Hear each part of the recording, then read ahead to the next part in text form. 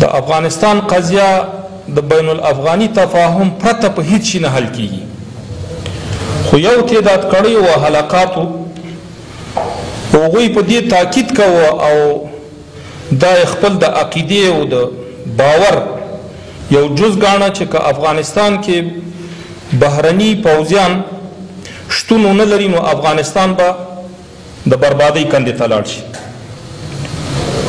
موجوده نظام به سقوط وکړي، ولایتونه به د لاسه لاړ شي، وینې به تویې شي. زه اوس په هغه خلکو غږ کوم چې چا دغه ننګین د وطن فروشۍ سند د امریکایانو سره امضا کړ، اوس ورته وایم راشئ تاسو خو دا ملک دې خلکو ته وسپاره، نو ولې پکې جنګ قطع نه شو؟ ولې پکې ولایتونه سقوط کوي؟ ولې پکې ولسوالۍ سقوط کوي؟ ولې پکې خلق نارامه دي؟ ولې پکې هر ورځ وینې تویږي؟ ولې حتی مرکز په امن نه شو؟ دا ځواب باید دا خلک اوس دې ملت ته ووایي. دوهمه خبره زموږ په سوله باندې تاکید و. د افغانستان موجوده اداره په عوض د دې چې د افغانانو سره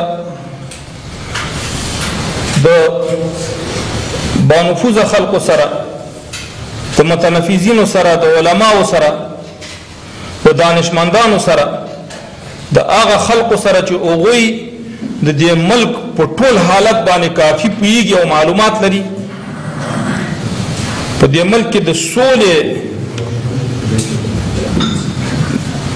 د قیام دپاره د دوی سره مشوره او مصلحت شوه په تعصب سره چې افغانستان نظام د خپل ولس نه بغیر لاړل نورو هیوادو ته یې پناه ویوړله، د هغوی نه د سولې په رابطه مرسته وغوښتله. په داسې حال کې چې د یو خوا نه د همدغه هیوادو نه دوی شاکي دي، د همدوی نه ګیلې لري، ټوله پړه د دې جنګ دوی ته متوجه کړي، ټوله پړه د جنګ په دوی باندې وراچوي، د بله خوا بیا هم غواړي چې د سولې کلید د دوی لاسته ورکړي، نو تاسو قضاوت وکړئ چې بیا به څه رقم سوله راځي چې یو سړی متهم هم په جنګ کې او بیا ورته چې ته سوله مو وکړه.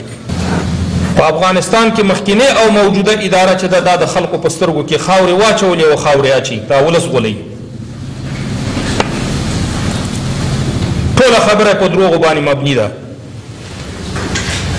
دوی قطعا صلح نه غواړي. که د افغانستان ادارې صلح غوښتلی نو ما ته د مهرباني وکړي یو څوک د معقول ځواب راکړي چې یو څوک چې سوله غواړي بیا هغه ته څه ضرورت دی چې هغه بیا د نظامي لباس په تن کوي او ځي د جګړې په ډګر کې درېږي.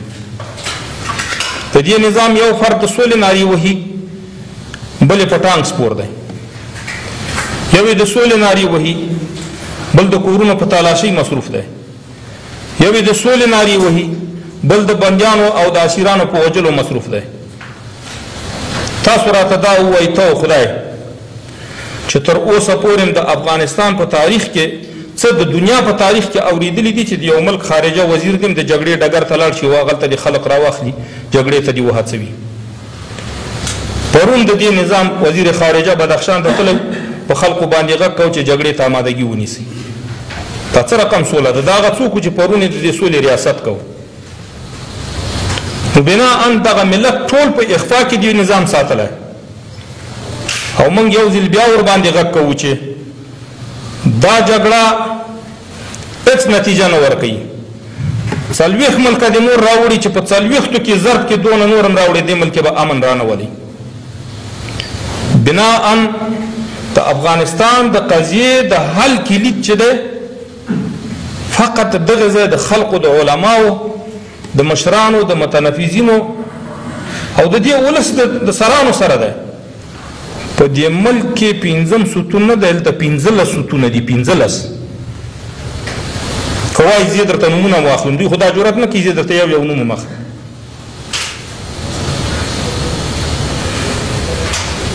ګورئ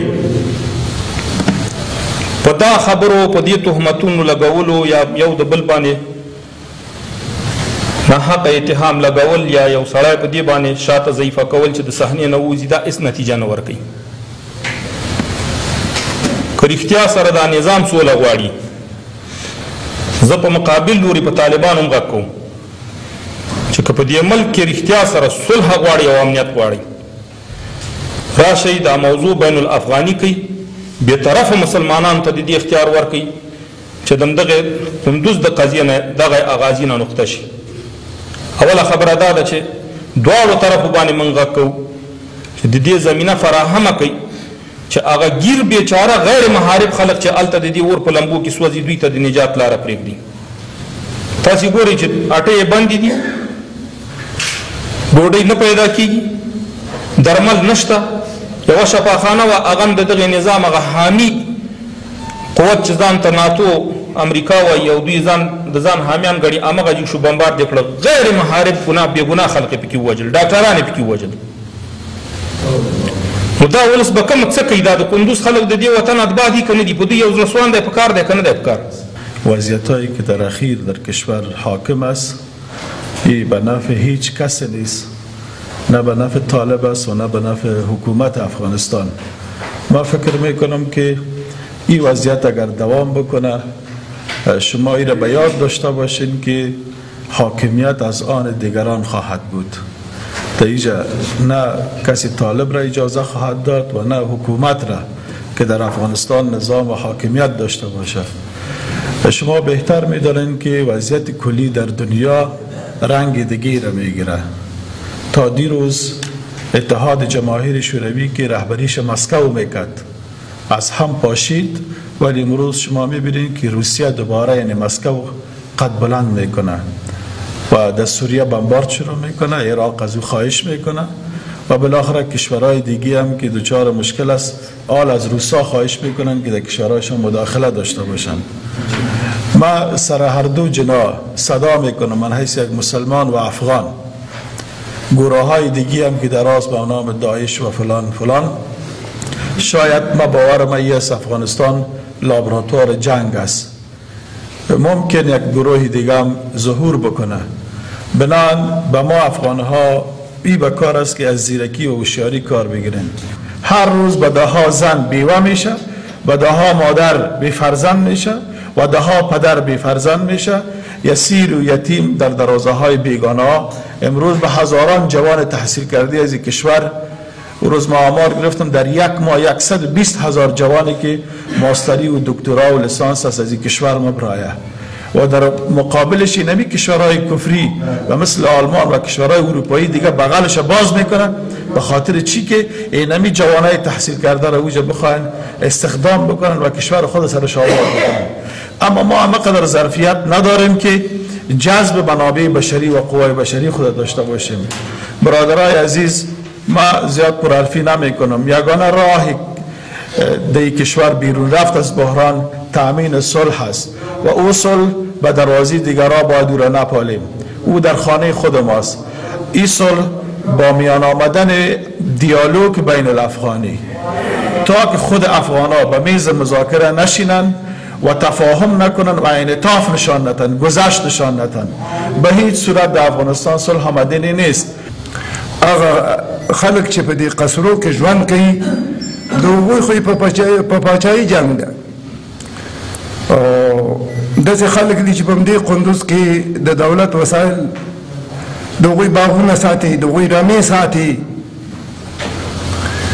او دغسې خلک و چې اوس دې پارلمانو دې وزارتو کې مصروف دي، په دې هم شکر نه باسي چې دې چوکۍ ته رسېدلي دي، خو چې دا چوکۍ د سولې دپاره استخدام کړي. غټې غټې خبرې کوي، فکر نه کوي چې 14 کاله مخکې دوی څه کاره وو دې ملک کې، د چا نمایندګان دي. په دې کندوز کې چې 1000 نفر منډې وي د سلا سره، دا کومه اردو ده؟ دغه اردو شرمېږي د دغه نظام نه دفاع وکړي.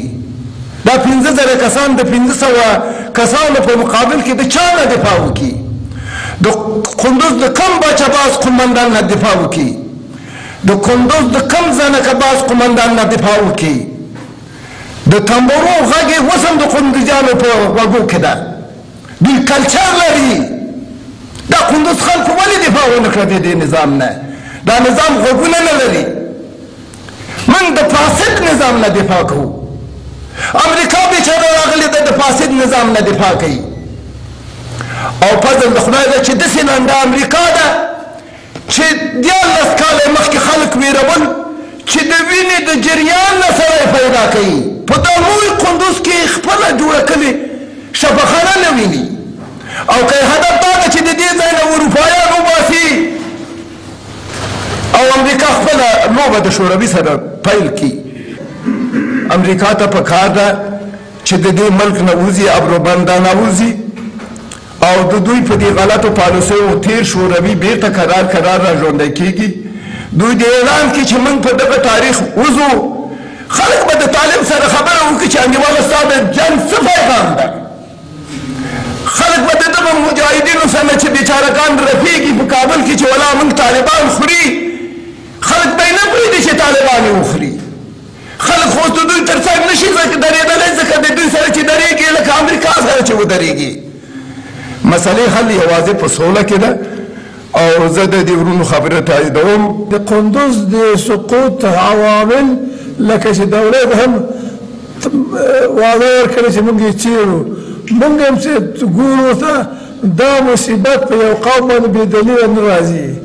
د قندوز په حصه کې اربکیانو ډېر ظلم کړی او ویې کړ. یو مهم علت هم دا ده چې د اربکیانو دغه ثمره وه. موږ له اول نه چیغې کړي دي چې دا وطن باید مسلمان وساتي، په بل چا باندې اتکا ونه کړي او دا ملت دې باید د بل چا مزدور نه سي. اربکیانو د څو روپیو په مقابل کې دا ظلم و جفا ومنله چې اوس قندوز جفا او ظلم ګالي. ګوره دا ټول موږ او تاسې دې منطقي حاضر اربکیانو دې ملک ته هېڅ خدمت کړی نه دی او نه یې کولی شي. له زمامدارانو نه د موږ تقاضا دا ده چې اربکیان دې بالکل له لیسته وباسي او بالکل دا تشکیل له منځه وباسي. دا د اربکیانو ظلم ده چې په قندوز کې دا د روان